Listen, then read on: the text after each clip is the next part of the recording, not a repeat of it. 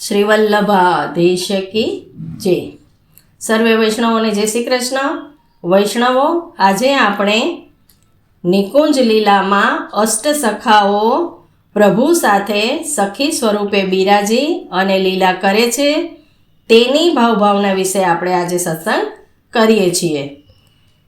તો અષ્ટસખાઓના નામથી તો આપણે પરિચિત જ છીએ, જેમ કે કૃષ્ણદાસજી, ચિત્ત સ્વામી, કુંભનદાસજી, શ્રી ગોવિંદ સ્વામી, શ્રી ચતુર્ભુજદાસજી, શ્રી નંદદાસજી, શ્રી પરમાનંદદાસજી અને શ્રી સુરદાસજી.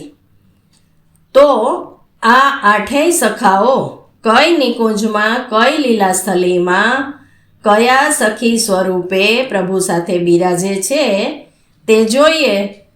તો પહેલા સખા છે શ્રી કૃષ્ણદાસજી. તો કૃષ્ણદાસજી છે તે નિકુંજ લીલામાં લલિતા સખી સ્વરૂપે બિલછુ કુંડ પાસે શ્યામ તમાલ નીચે નિવાસ કરે છે. કૃષ્ણદાસજી છે તે બિલછુ કુંડ પાસે શ્યામ તમાલ નીચે નિવાસ કરે છે લલિતા સખીના સ્વરૂપે.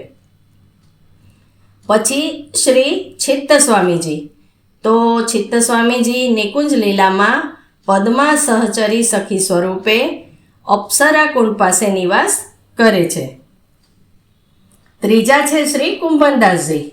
તો કુંભનદાસજી નિકુંજ લીલામાં વિશાખા સખી સ્વરૂપે આનિયોરમાં સદુ પાંડેના દ્વાર પાસે નિવાસ કરે છે. કુંભનદાસજી છે તે સદુ પાંડેના દ્વાર પાસે વિશાખા સખીના સ્વરૂપે નિવાસ કરે છે. પછી શ્રી ગોવિંદ સ્વામી.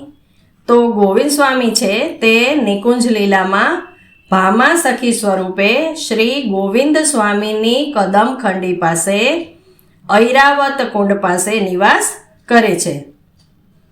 શ્રી ચતુર્ભુજદાસજી. તો ચતુર્ભુજદાસજી છે તે નિકુંજ લીલામાં વિમલા સખી સ્વરૂપે રુદ્રકુંડ પાસે નિવાસ કરે છે. ચતુર્ભુજદાસજી છે તે રુદ્રકુંડ પાસે નિવાસ કરે છે. પછી શ્રી નંદદાસજી.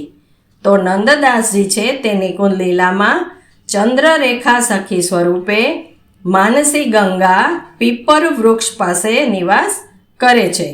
નંદદાસજી છે તે પ્રભુ સાથે સખી સ્વરૂપે માનસી ગંગા પીપર વૃક્ષ પાસે નિવાસ કરે છે. સાતમા શ્રી પરમાનંદદાસજી. તો પરમાનંદદાસજી છે તે નિકુંજ લીલામાં ચંદ્રભાગા સખી સ્વરૂપે સુરભી કુંડ શ્યામ તમાલ પાસે નિવાસ કરે છે. શ્રી સુરદાસજી. આઠમા સખા છે સુરદાસજી. તો સુરદાસજી છે તે નિકુંજ લીલામાં ચંપક લતા સખી સ્વરૂપે પારાસોલી ચંદ્ર સરોવર સઘન કંદરા છોકરના વૃક્ષ નીચે નિવાસ કરે છે. સુરદાસજી છે તે ચંદ્ર સરોવર સઘન કંદરા છોકરના વૃક્ષ નીચે નિવાસ કરે છે.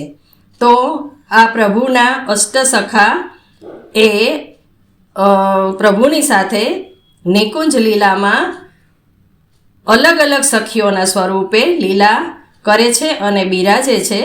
તો આપણે આ નિકુંજ લીલાની ભાવભાવનાનો સત્સંગ કર્યો. ફરીથી કોઈ નવા સત્સંગમાં ફરીથી મળીશું. ત્યાં સુધી સર્વે વૈષ્ણવોને જય શ્રી કૃષ્ણ.